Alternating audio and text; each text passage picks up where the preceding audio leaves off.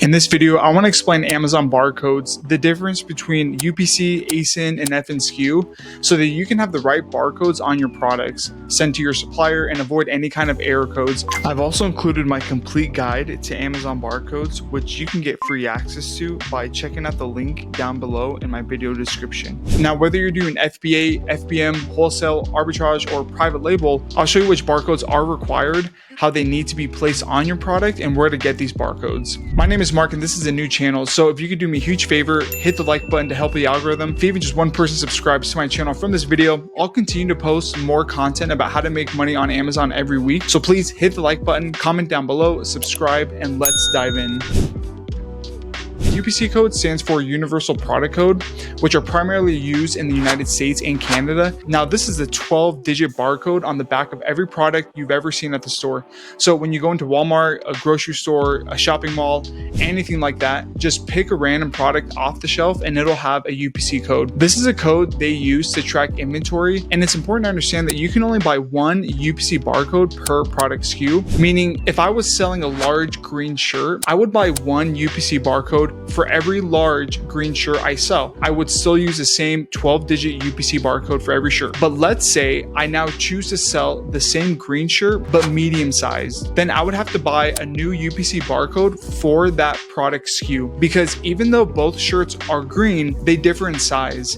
And because they differ in size, they are not technically the exact same product. One thing you need to understand is the word SKU means stock keeping unit, and its unique identifier is assigned to each distinct product variation, such as size, color, and style. So even though it may seem like I'm selling one green shirt, for each size I'm choosing to sell, each size will have its own UPC barcode and SKU name. To summarize, for each variation type, such as size or color, each product variation must have its own UPC barcode. Hopefully you're not confused and this makes sense. In case you're still confused, think of a barcode similar to a social security number or a VIN number in a car. No two people will ever have the same social security number, just like no two cars in the world will ever have the same VIN number. If you've ever been unsure with what a EAN or GAAN is, take the same concept of the UPC barcode I just explained, but if you're selling in the European market, it's going to be called an EAN or European Article Number.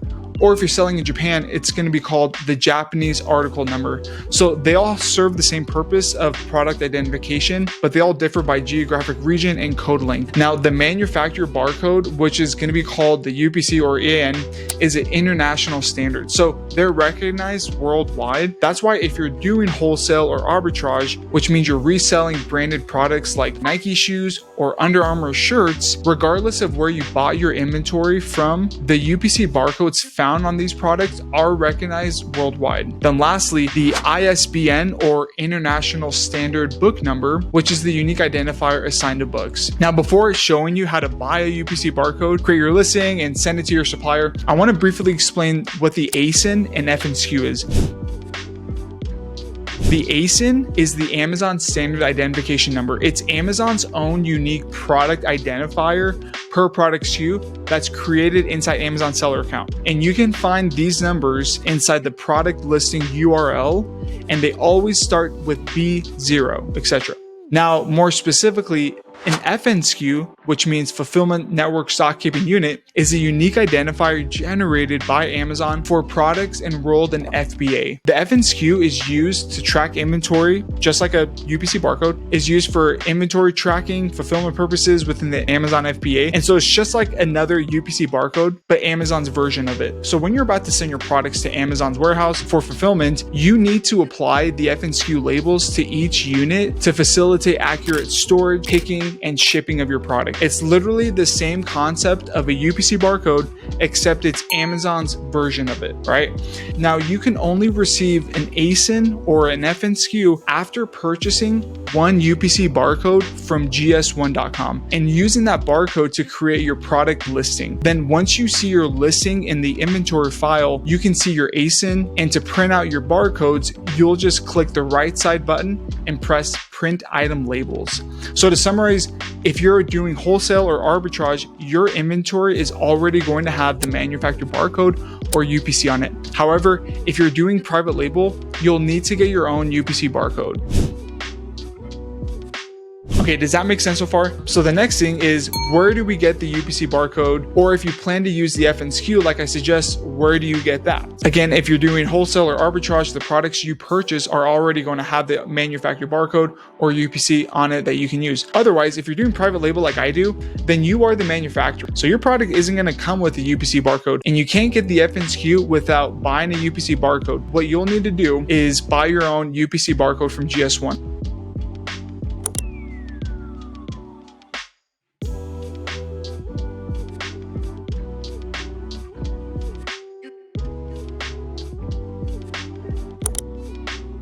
Once you have the UPC barcode, you can create your listing and get the FNSKU barcode. Then you'll either place the FNSKU barcode on each product if you're fulfilling orders from home, or you'll need to email a copy of your barcodes to your supplier and instruct them to place on each unit before shipping out your order. So where do you buy the UPC barcode? If we take a look at the barcode policy on Amazon, we can see here that it says we verify the authenticity of product UPCs by checking the GS1 database. UPCs that do not match the information provided by GS1 will be considered invalid. We recommend obtaining your UPCs directly from GS1 and not from other third-party sellers using UPC license. And you can also see here that it says if you don't buy directly from GS1, your listings may result in your ASIN creation or selling privileges being temporarily removed. Now, in the past, most people have been buying UPC barcodes from third-party sellers like Barcodes Mania and Nationwide Barcodes because they're really cheap.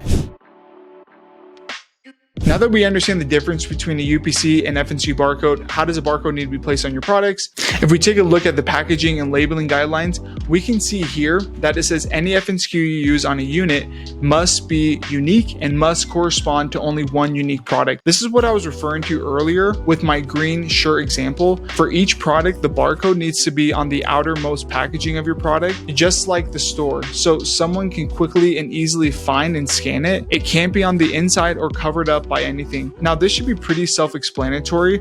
Only one barcode can be visible on your product. So if you're doing wholesale or arbitrage, you need to cover up any existing UPC barcode. And if you're going to use the FNSKU barcode, what I suggest is to just cover up the UPC barcode with an FNSKU barcode sticker.